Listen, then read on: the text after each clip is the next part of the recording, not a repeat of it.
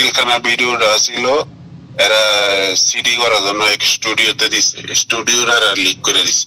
যখন ফোন দিছে দেখলাম ফোনটা টেবিলে ছিল, পিএম বাংলাদেশ।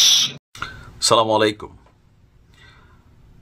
আমাদের সরকারের পক্ষ থেকে আমরা এখানে বলছি সরকার, ডক্টর ইউনূস মানে শুধু সরকার না। আসসালামু আলাইকুম প্রিয় দর্শক শ্রোতা, আওয়ামী লীগের এবার কবর রচনা। ডক্টর ইউনূসের সরকারের পক্ষ থেকে যে ঘোষণা আসলো, আশা করি সম্পূর্ণ ভিডিও জুড়ে থাকবেন।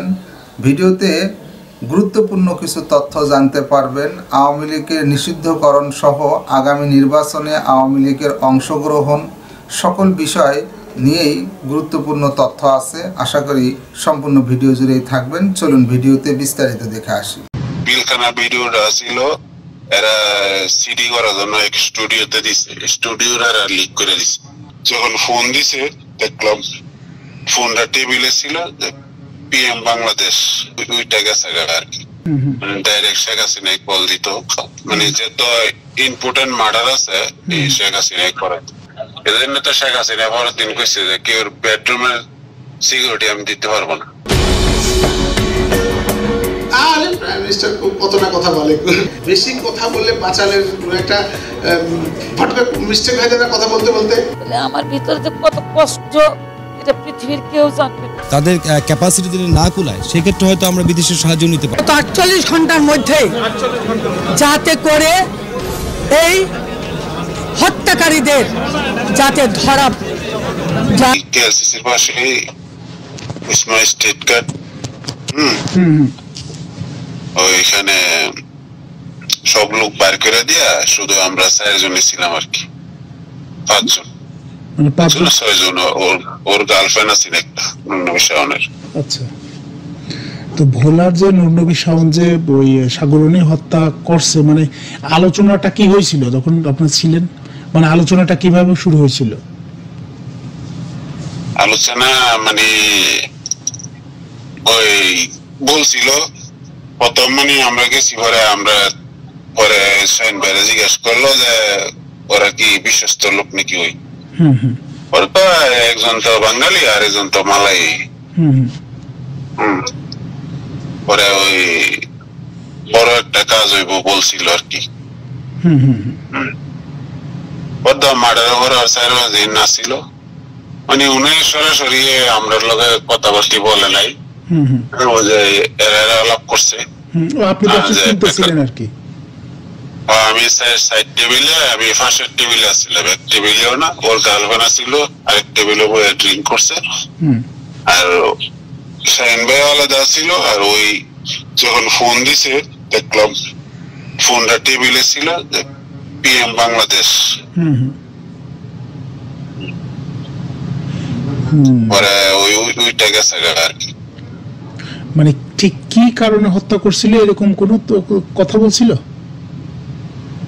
কি কারণে মানে পিলখানা ভিডিওটা ছিল এরা সিডি করার জন্য এক স্টুডিওতে দিছে, স্টুডিওর আর লিক করে দিছে। ও হ্যাঁ, ওই সময় তো সিডি মিডি চলতো, ওই সময় তো পেনড্রাইভ পিয়াটি এরকম ছিল না।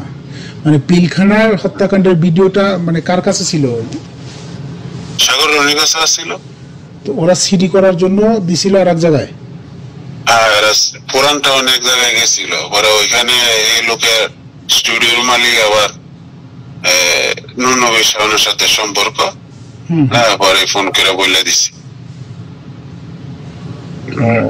তখন নুরনবী শাওন হইতেছে এমপি ছিল, তাই না? যার কারণে তাহলে এমপি ছিল। এবং শেখ হাসিনাই তো আমরা যেটুকু বুঝলাম ডাইরেক্ট শেখ হাসিনাই কল দিত না। সেটা ঘোরাঘুরি করতাম তো, মানে যত ইম্পর্টেন্ট মার্ডার আছে এই শেখ হাসিনাই করে। আচ্ছা আচ্ছা। এখন কিন্তু আছে ওয়ানকেলে শাওন, কিন্তু ইয়ার বাসায় আছে। ওয়ানকেল এটা কোন জায়গায়? ওয়ানকেল কেএলসিসির পাশে বিল্ডিং, মানে প্রতি রুমে লিফট, যার ফিঙ্গারপ্রিন্ট দিয়ে যাইতে হয়। ও আমি একটা শুনছিলাম যে প্রতি রুমে একটা ইয়া আছে, লিফট আছে, সেটা কেএলসিসির পাশে। সেটা বিল্ডিংটা আমি চিনি না। ওয়ানকেল, হ্যাঁ। তোমরা সাংবাদিক কেটা জানি গেছিল ওই বাসায় একবার। আচ্ছা আচ্ছা। এটা লিভস এ 1 by 1 এটা বোঝার কোনো কায়দা হয় না, এত টেকনোলজি ব্যবহার করছে। তথ্যটা দিলাম হইলো মনে করো যদি তোমরা কোথায় কোথায় বার করতে পারো না ভাই, ঘটনা হচ্ছে কি, পুলিশ বলেন আর সাংবাদিক বলেন আর গোয়েন্দা বলেন, এদের নিজেদের কোনো শক্তি নেই, সবকিছুই কোন না কোনো মাধ্যমে তথ্য পায়, তারপর তার আগায়। যেমন আমি সাংবাদিকতা করি অনেক বছর তুমি এখানে ছিলা, আমি কিন্তু মনে মনে ঘুরছে যে তুমি তো মিডিয়া লাইনে কাজ করো, একদিন বললি, কারণ ওই সময় বললে তো না, ওই সময় বলার মতো পরিবেশ ছিল না ভাই, এটা সত্য পরিবেশ ছিল না। আগে তো নিজের সেফটিটাও দেখতে হবে। এখন এটা হইলো বিশাল বড় একটা ফাইল আর কি, তুমি খুঁজে হয়েছে যে বার করতে পারো। তো মনে করো শেখ হাসিনা নিজ আসবো, এটা তো দরকার। এটা হচ্ছে তার মানে ওই নুন নবী শাওন এখনো রয়েছে মালয়েশিয়াতে, এখন নাকি আসছে ঘটনার সময় ফলে আসছে আর কি। আচ্ছা, আমি জানি না, আমি এইটা তোমরা সাংবাদিক কার জানি পরিচিত আছে ইয়ার সাথে, শাহিন ভাইয়ের সাথে। শাহিনের সাথে হয়তো, শাহিন ভাই তার পুরো নাম কি? শাহিন আহমেদ, মিনারা মেক্সিসের 36 তলায় অফিস। এখনো অফিস আছে? হ্যাঁ, এখনো অফিস আছে। তার মানে হচ্ছে গিয়া পিলখানার ভিডিওটা ছিল তাদের কাছে, সিডি করতে দিছিল, সেখান থেকে লিক আউট হয়েছে। আর নুন নবী শাওন যেহেতু হচ্ছে ইসের এমপি, সেক্ষেত্রে তো পিএম এর সাথে তার নাম্বার তার কাছে থাকবেই, তার সাথে যোগাযোগ হবে। আর এখানে বসে থেকে 3টা মার্ডার করেছে, একটা হইলো গুলশানে সাগররনি, এরপর হইলো চট্টগ্রামে একটা মার্ডার করেছে, এই আওয়ামী লীগের লোক। আচ্ছা আচ্ছা।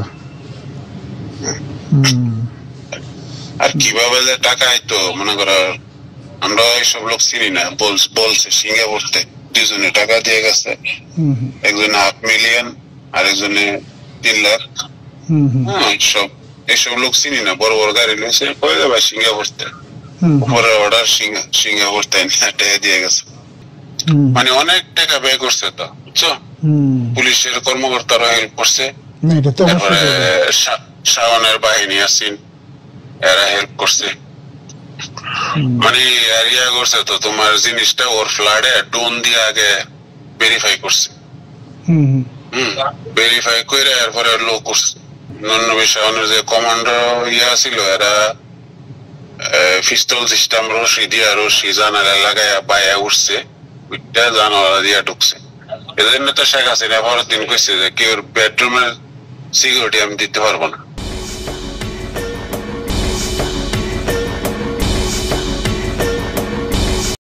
আসসালামু আলাইকুম। আমাদের সরকারের পক্ষ থেকে আমরা এখানে বলছি, সরকার ডক্টর ইউনূস মানে শুধু সরকার না, এখানে যারা বিভিন্ন জায়গায় বিভিন্ন পদে দায়িত্বে আছেন তারা প্রত্যেকেই কিন্তু পার্ট অফ সরকার। তো তাদের বক্তব্যগুলোকে হালকাভাবে নেওয়ার সুযোগ নেই। আর বিশেষ করে এই ফেব্রুয়ারি মাসে আমরা যা দেখা শুরু করছি, সেখান থেকে এটা আইডিয়া করা যায় যে এমনটাই হবে। আওয়ামী লীগের কবর রচনা হতে যাচ্ছে কাগজপত্রে,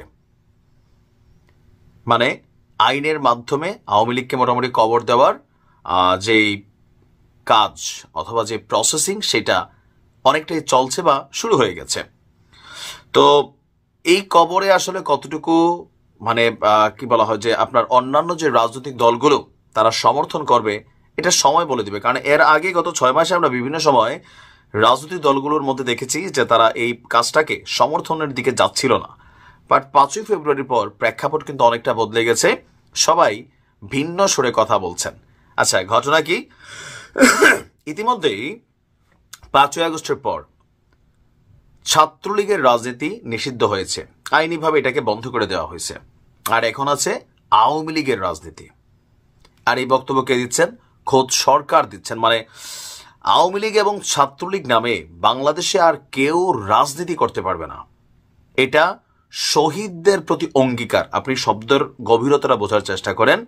জুলাই আগস্টে যারা মারা গেছে সেই মারা যাওয়া শহীদদের প্রতি কসম কাটা হচ্ছে বা অঙ্গীকার করা হচ্ছে, ওয়াদা করা হচ্ছে যে আওয়ামী লীগ এবং ছাত্রলীগ নামে বাংলাদেশে কেউ রাজনীতি করতে পারবে না, হয়তো যতদিন একটা এন্টারিম গভর্নমেন্ট ক্ষমতায় আছে হয়তো ততদিন, অথবা আগামী 5 বছর অথবা 10 বছর আজীবনের জন্য আওয়ামী লীগ নামে এটা রাজনীতি করতে পারবে না। এটা আসলে ট্যাকেল দিয়ে রাখতে পারবে না, জামাতের বেলায়ও পারেনি। আর এই বক্তব্য কে দিয়েছেন? আমাদের উপদেষ্টা নাহিদ ইসলাম, নতুন দলের যিনি আগামী দিনের প্রধান হতে যাচ্ছেন। তিনি বলছেন, আমরা আইনের ভিত্তিতে বিচার নিশ্চিত করতে চাচ্ছি, আইনের ভিত্তিতে আওয়ামী লীগকে দল হিসাবে কাঠগড়ায় দাঁড় করাবো। আমরা বলেছি আওয়ামী লীগ ছাত্রলীগ এই মতাদর্শ এবং এই নামে বাংলাদেশে আর কেউ রাজনীতি করতে পারবে না। গতকালকে আপনার জুলাইয়ে আহত ঢাকা বিশ্ববিদ্যালয়ের শিক্ষার্থীদের আর্থিক সহায়তা এবং সম্মাননা প্রদান করেছে বৈষম্যবিরোধী ছাত্র আন্দোলন। আর এতে শিক্ষার্থীদের বৈধ নেতৃত্ব নিশ্চিত করতে ছাত্র সংসদ নির্বাচন। দর্শক শ্রোতা, এই বিষয়ে আপনার মতামত থাকলে কমেন্ট বক্স আপনার লিখতে পারেন, কমেন্ট বক্সে আপনার মতামত। আওয়ামী লীগ এখনও যদি বাংলার জাতির কাছে ক্ষমা চায় এবং রাজনীতিতে ফিরে আসে, তাহলে এখনও সম্ভাবনা আছে আওয়ামী লীগের বিভিন্ন জায়গায় আগামী নির্বাচনে জয়ী হওয়ার, হয়তো বা অনেকে মনে করতেছেন। কিন্তু আওয়ামী লীগ যেভাবে এই সরকারের কুৎসা রটাচ্ছে এবং তারা ক্ষমা না চেয়ে আরও ভয়ঙ্কর কিছু প্ল্যান করতেছে এই সরকারের পতনের জন্য, সেক্ষেত্রে আওয়ামী লীগের রাজনীতি হয়তো বা এবার নিষিদ্ধ হতেই যাচ্ছে। এ বিষয়ে আপনার মতামত থাকলে লিখবেন। আজকে এই পর্যন্তই। আল্লাহ হাফেজ।